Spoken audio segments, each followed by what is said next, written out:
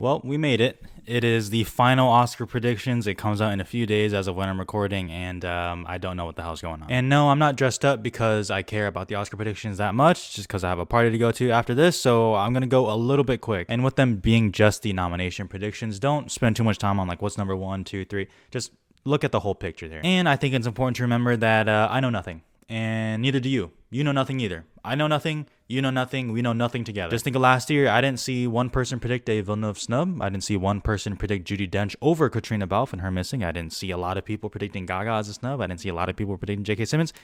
We know nothing. With that being said, let's get into the categories here. So there's a theoretical top 7-ish, I guess you could say. I did kind of switch up the order a little bit, but I do have all, quote, 7 making it in, them being the top 6 you see there. And I'll include Avatar in that, even though I do think it's slipping a little bit, but I'll still have it in. And then you can see the biggest jump, All Quiet on the Western Front jumps in up 13 spots from when I had it in December. And really, this movie's kind of unprecedented right now. I mean, it was largely ignored by Netflix for a long time. It was pretty much ignored by critics and their regional critics groups. And then all of a sudden, it just explodes like an Oppenheimer bomb. Like, it just goes off, and it has no signs of slowing down. With nominations and winning, timing absolutely matters and momentum, and right now All Quiet really has timing on its side and the momentum. So I actually do have it ahead of Avatar, but once again, don't pay too much attention to the order, just because I think All Quiet has more possible slots for tech categories, but we'll see. Then I have The Whale, and I'll admit I'm not 100% sold on The Whale, and I'll be honest, I'm not 100% sold on All Quiet in terms of how much it's gonna do. I do think it'll get in Best Picture, but regardless, I do get a little bit nervous when The Whale shows up just at PGA in terms of a Best Picture nomination, and then now everyone's putting it in their Best Picture lineup. But I think the showing at BAFTA does kind of confirm that. And not that the movie is Coda, but in the same sense that Coda kind of came on a little bit later, I think The Whale is kind of doing just that. I think people are starting to recognize that, oh, hey, I actually like The Whale and it should be in Best Picture, so I don't really know. Now, the 10th slot is obviously the most interesting one here, at least, as it stands now. And it does make me a little nervous that a lot of people are going with the same 10 that I'm going. But regardless, I'm going to go with Triangle of Sadness at number 10. And then I know you could say, well, it didn't even get longlisted at BAFTA for Best Director, which is a little concerning. But however, and it just feels like the Academy's thing, doesn't it? It just feels like it. And there is a theoretical package to go along with that some other movies would struggle to get. And we'll get to that later, but for that reason, I am going with Triangle of Sadness at 10. And as we move on to 11 through 20, I'm not going to spend too much time on some of these, but 11, My Beloved Babylon, my second favorite movie of the year, and sometimes it might be my favorite movie of the year. I have it at 11. Now, I know a lot of people are throwing out the Nightmare Alley comparison, and while I don't think really any comparison is a one-to-one with anything, I do understand that. However, like Nightmare Alley was received much better than Babylon, critically and audience-wise. Even though Damien Chazelle is an Oscar winner and the youngest for Best Director, and I think he is very well respected, he's not on the same level as Guillermo del Toro, which just won Shape of Water. And the categories Nightmare Alley was contending for are a little bit more meaningful to me in a way. That's where it gets a little bit different, because Babylon, you can say, is the frontrunner for score and production design, but Nightmare Alley was getting nominated at the Guild, so it had a good showing there. It was nominated for cinematography, and that's some of the stuff where like Babylon really isn't, so it's tough. And as much as I honestly do want to put in Babylon, I'm going to put it at 11 because, one, I would actually rather be so surprised and happy that Babylon makes it in versus predicting it and then it doesn't happen. And honestly, doesn't it just make sense for Babylon to miss Best Picture with the way this movie has been treated by the critics and audiences alike? Flopped at the box office in 5 years, and maybe even less than that when the movie is deemed a masterpiece. I'm going to say I was here first, and people are going to look back and be like, wow, it's one of those movies that was not recognized by the Academy in the way that it should. And that makes sense to me. Babylon at 11. Obviously, I hope it gets in, but whatever. Women Talking is also interesting because even though it got poo-poo shut out at BAFTA, there is still a world where it gets into picture. I mean, it could get obviously a screenplay and score, which I still think it's strong for. And then if you throw in maybe an acting, and then you can get in. Even screenplay and score alone is enough for a picture play. However, with MGM and United Artists, like, their campaign is so weird. Like, people are just now seeing Women Talking in theaters, and even then, it's not really nationwide and a wide release or anything like that. I really think they botched the campaign. And it makes me sad because Women Talking was in my top 10 of the year. But not looking great, but not dead. And then the rest, it's like, Glass Onion. Like, I know a lot of people are off that. I mean, I'll have it at 13 just because, the power of Netflix, I guess. The Woman King is good, but I mean, it really feels like that kind of petered off, especially with no PGA. I mean, that is tough right there. After Sun still feels a little too small for the Academy. RRR, it feels like that conversation died a little bit, even though some people are still kind of going for it, which I respect. Black Panther got a PGA. Living, I don't even know why Living is there. She said Decision to Leave. It's all a jumbled mess, but those are my 10 for the Best Picture nomination, so we'll see. Director, not a ton of changes, albeit the numbers are looking a little different. Daniels, Spielberg, McDonough, I still have in the top 4 as last time. I did move Todd Field up 2 slots. I think his showing has kind of confirmed that he will get in. And while it is tempting to say, McDonough could get snubbed again, a la 3 Billboards, is Spielberg and The Fabelmans actually slipping? Is Daniels too weird for the Academy? And there is the question of James Cameron, but I am going with Edward Berger, even though I'll admit it doesn't exactly feel right. The reason I'm a little bit not 1000% in on All Quiet, even though I have it in the major places, is just this came so late. Obviously, the movie won't get 14 nominations at the Oscars. I cannot envision that. It won't get everything. Edward Berger is a new name. I mean, especially compared to Park Chan-wook or James Cameron, Baz Luhrmann, Ruben Östlund even. I mean, it's a little tough, but I am gonna go with the international slot, and it's one of those things where whoever's the strongest in that category, I will put in. And he got in at BAFTA, and the screenplay at BAFTA is also telling, so I'll have him in. Park Chan-wook for Decision to Leave is right next to it. He would make more sense as that director slot, but Decision to Leave isn't as strong as you want it to be. Cameron, who knows about James Cameron? I mean, that could easily just happen anyways, but I really don't know. Baz Luhrmann, oh God. Ruben Östlund for Triangle of Sadness. That one, actually, I'm keeping my eye on as well, because he also fits the bill, even more so than Berger and Park Chan-wook. So it's a little tough, but, and then, Kaczynski's down there, whatever. Actress, I really want to put Michelle Yeoh at 1, but this isn't the winner's prediction. This is just nominations. Blanchett and Yeoh, top 2, unquestionably. I went with the SAG 5, and that really, it doesn't feel right to me, but other stuff also doesn't really feel right to me. Viola Davis is one that has hit everywhere, but a lot of people are actually predicting her to miss just because on the strength of The Woman King alone. And I get that, but I don't know. Danielle Deadwyler for Till would be the only nomination. The Woman King has more eyes on it than Till. Ruth Negga for Passing last year really strikes me as someone. And I was very close to putting Deadwyler at 6. I think the performance is so strong in Till that I actually think it'll overcome it regardless. So I'm going to have that. And obviously I skipped over number 3. Ana de Armas for Blonde. I am so confused because I have maintained really this whole season that de Armas is not a thing, and not a reflection on her, but just because the NC-17 movie for Blonde, like almost 3 hours long, it doesn't feel right for the Academy. And I'm really struggling between 3 all the way down to like Andrea Riseborough down there at 9. But I just ended up going with the SAG 5. I don't feel great about that. But De Armas has gotten at so many places that it's hard to overlook. It's hard. And I do have Michelle Williams for The Fabelmans at number 6. Now, that also feels a little weird because she's in The Fabelmans. Like, The Fabelmans is theoretically a top 4 at worst movie for Best Picture. I see that the campaign is starting to flip towards maybe she gets in at supporting a la Lakeith Stanfield. I will not predict that. I don't really buy that. And honestly, I wouldn't like that either. To me, I think if anything, that's actually a bad move on their part to try to maybe vote for her in supporting instead. Because now she could vote split with herself in either category and therefore miss. And I'm predicting a Michelle Williams snub, but any combination wouldn't surprise me. Margot Robbie for Babylon, I mean, that's tough to say. My beloved Babylon right there, but not even BAFTA longlisted. No SAG, even though Babylon got a SAG ensemble, which is weird. Olivia Colman is not dead, even though she hasn't showed up anywhere except for Globe. She is Olivia Colman still, and as we see, Empire of Light is not getting blinked. Andrea Riseborough for To Leslie, good luck to you. I respect the campaign, and if it happens, this changes everything for the Oscars. This changes everything in terms of campaigning if she gets in. I don't scoff at it like a lot of other people do. I'm not going to have her in my 5.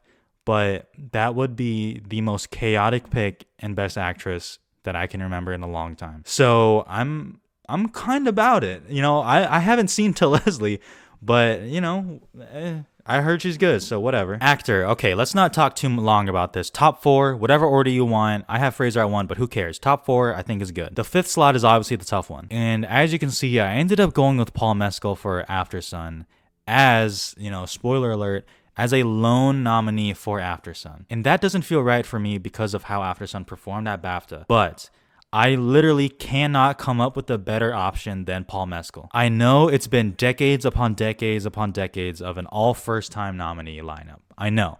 And that's why I was looking at other people. And Tom Cruise is there in Top Gun Maverick, a movie that people 100,000% have seen and honestly probably like. But he just has not gone in anywhere except Critics' Choice, and who cares about that one either. And that's just weird to me. So I don't know if people are watching him and thinking, oh, that is a best actor performance. And honestly, the mindset kind of matters here. Tom Hanks in A Man Called Otto, obviously an Oscar winner there, would also fit the bill, but A Man Called Otto I feel like is starting a little late.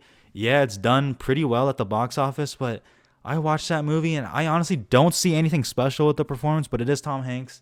So he is at number 7. Now, you might be seeing Ralph Fiennes at 8 and be like, bruh, that is too high. And obviously, I don't have him in. But once again, if you're looking at alternatives to the all first-time nominee, Tom Cruise, Tom Hanks, Ralph Fiennes, Hugh Jackman, to me, are actually the 4. With all due respect to Adam Driver and White Noise, who's great. Searchlight has sneakily done very well with the menu in terms of its release strategy. Obviously, it actually made money at the box office. And it was on HBO Max at the perfect time, like a week or two before Oscar voting. And depending on which metric you use, it was actually more popular than Glass Onion when it was streaming on Netflix, depending on the time frame, obviously. I think people have seen the menu. However, I don't have it in just because I don't think people also look at that and be like, wow, that's an Oscar thing. Now, Hugh Jackman in The Sun also makes sense based off he is a previous nominee. Pretty much everyone loves Hugh Jackman. If The Sun was even moderately received better, I would probably throw him in. And the fact that I still see people have him in does kind of make me nervous. People that I respect are like, Hugh Jackman is the 5th slot. I just can't go for it, though. It is such a poorly reviewed movie. I would be fucking shocked if he got in, frankly.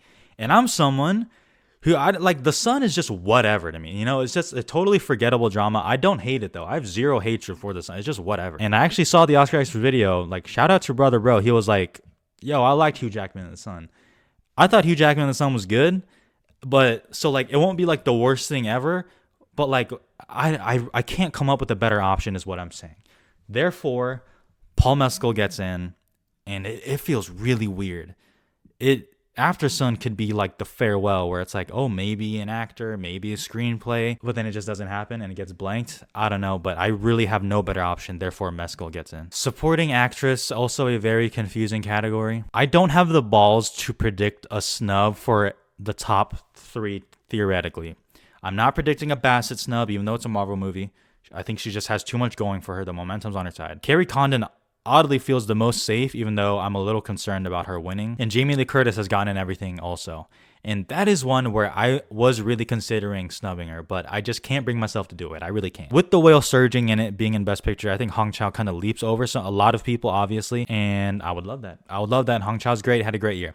And then it comes down to the 5th slot. And I could go with the SAG-5 again with Stephanie Hsu for Everything Everywhere, which honestly would probably be my personal pick. With me predicting Triangle of Sadness at 10, I have to see support elsewhere, so I'm going with Dolly De Leon for Triangle of Sadness at 5. And that does really suck because Stephanie Hsu should absolutely be in this lineup, 100,000%. And I hope it happens. I pray it happens. I gotta kick out someone, and if I'm not gonna snub any of the top 3, and The Whale is surging and Hong Chau's in, I have Triangle in my picture slot, so I have to put at 5. Carey Mulligan shows up somewhere, so she gets a BAFTA, she gets a Globe.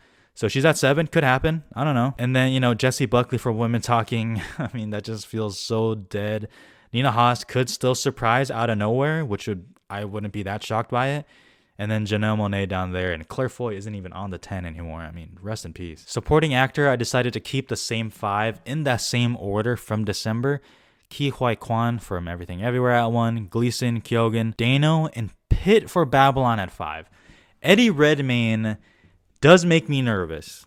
He hasn't gotten all major precursors, but pretty damn close. And if you don't consider Critics' Choice, then he's gotten everything. Judd Hirsch could be, that Judi Dench that flips over Paul Dano or just gets in, but I don't think 4 out of the 5 nominees are going to come from 2 movies, so I can't do that. Brian Tyree Henry, I would love. He would be in my personal lineup. Ben Whishaw is just, it's a woman talking thing. I don't see it. Tom Hanks and Elvis, please, dear God, no. And I just defaulted to Brad Pitt, and even that feels weird. The smart play, honestly, should be Dano and Redmayne, because people love Eddie Redmayne, and he's an awesome guy from what I hear, and he's super nice and charming. He's a past winner. He's been nominated multiple times, and he is campaigning. I kind of have to stick to my guns that Redmayne isn't an Oscar thing in The Good Nurse. And even though Pitt didn't get SAG, which did surprise me, like seeing how the people embraced him at the Globes, I'm like, Jesus Christ, people love this guy still. So I'm rocking with Pitt, which is weird to say, especially since I don't have Babylon in my picture lineup.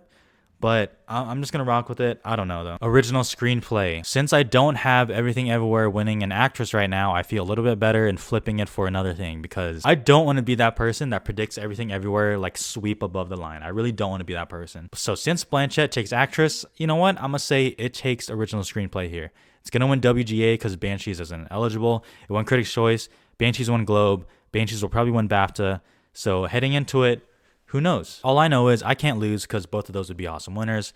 I really have the consensus 5, though, with Fabelman's Tar and Triangle, Sadness with After Sun at 6, The Menu, Babylon, Decision to Leave, and Elvis. But to me, it's Triangle, and I feel pretty good about that, especially if I have it in picture. But, After Sun could surprise, or maybe The Menu, but I don't know. Adapted screenplay is an absolute clusterfuck. I have no idea what's winning now. Even with The Whale in picture, that just looks weird.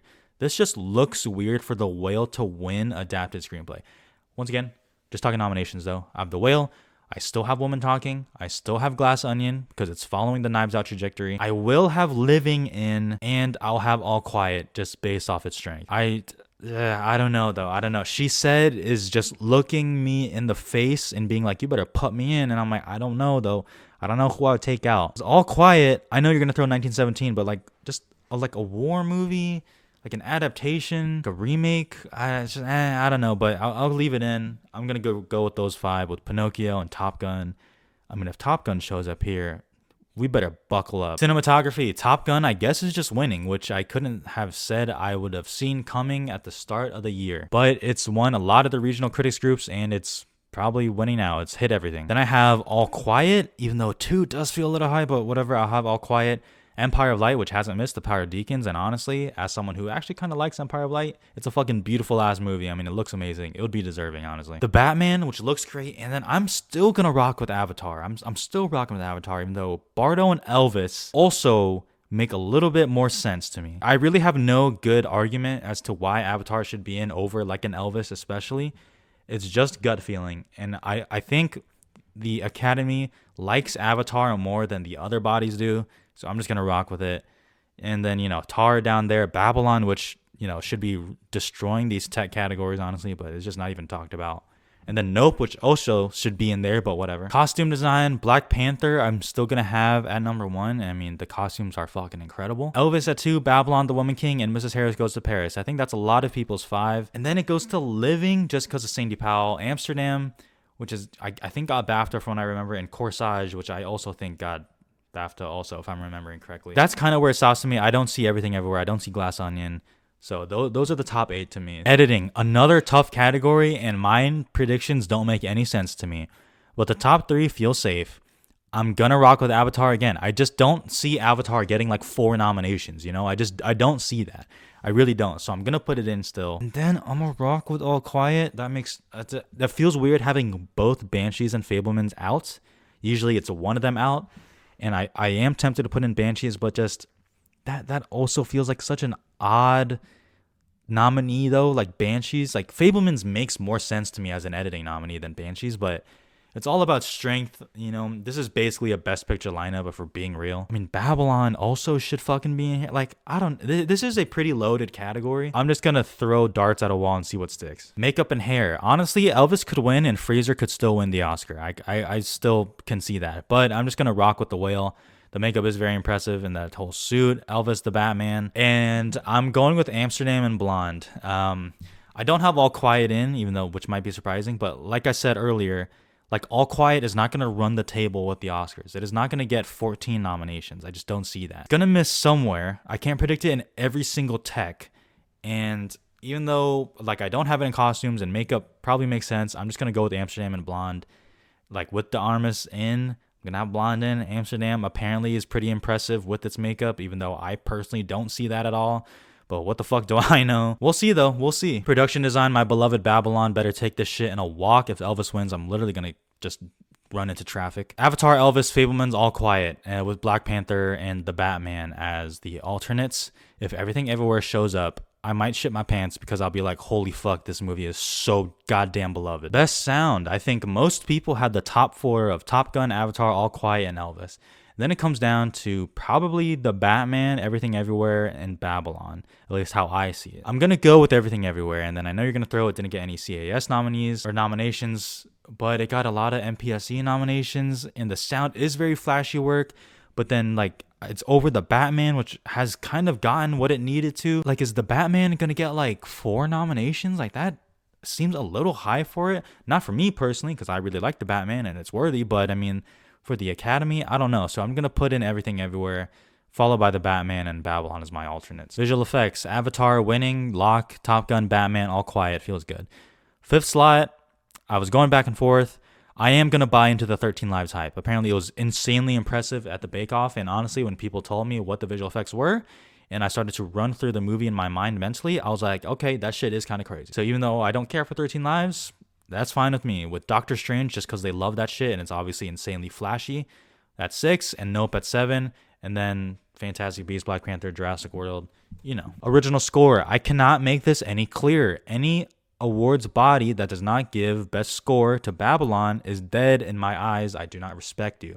So Academy, don't fuck this up. Babylon's score is so goddamn good. It is incredible. I love it. I love it so much. I would make sweet, sweet love to the to the Babylon score. Outside of that, I still think Woman Talking strong. I know it missed BAFTA, but you know, obviously it missed everything at BAFTA. I can't predict it for 0 noms. I still think Woman Talking gets in, past winner. Pinocchio, Desplat, Fablemans, and Banshees. That is, I think, the more so or not consensus 5. And then I have Everything Everywhere, The Woman King, and All Quiet as my alternates.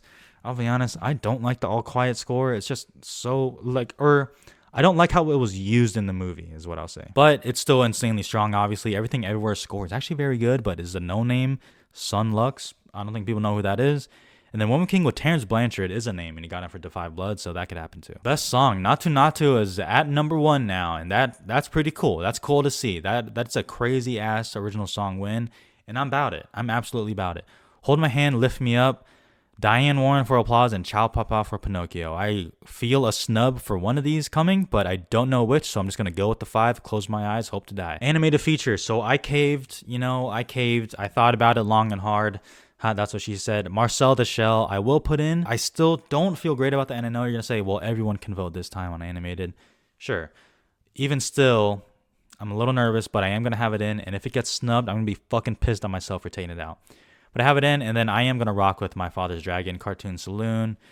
Got an Annie nomination for, like, Best Indie or whatever. Like, I don't know. Like, Wendell and Wild, like, people don't really like that movie, even though Henry Selick is a name, so he could get in. The Sea Beast, Inuo, The Bad Guys, which didn't show up at the Annies, I don't think. Okay, documentary is the category that I legitimately could go 0 for 5 in, and I wouldn't be surprised. I am predicting snubs here, and I was very close to taking out All the Beauty and the Bloodshed, but I have Navalny, All That Breeze, Descendant, All the Beauty and the Bloodshed, and then I'm going to go for Bad Axe, just because people seem to be very passionate about Bad Axe for those who see it, followed by The Territory. And I have Fire of Love and Moon Age Daydream down there. And now you could say, well, Moon Age Daydream made the sound shortlist. That's happened before with documentaries, and it doesn't really matter. Something crazy is going to happen in documentary, I think. I just assume so, that something crazy always happens. I mean, you could argue the crazy thing already happened with Goodnight Oppie being out, but whatever. Then international feature, I have the theoretical top 4 of All Quiet, Decision to Leave, Argentina, 1985, and Close.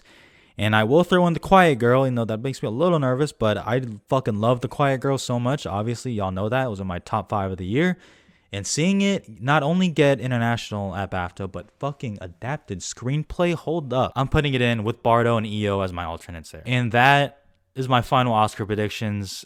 I don't feel good about anything anymore.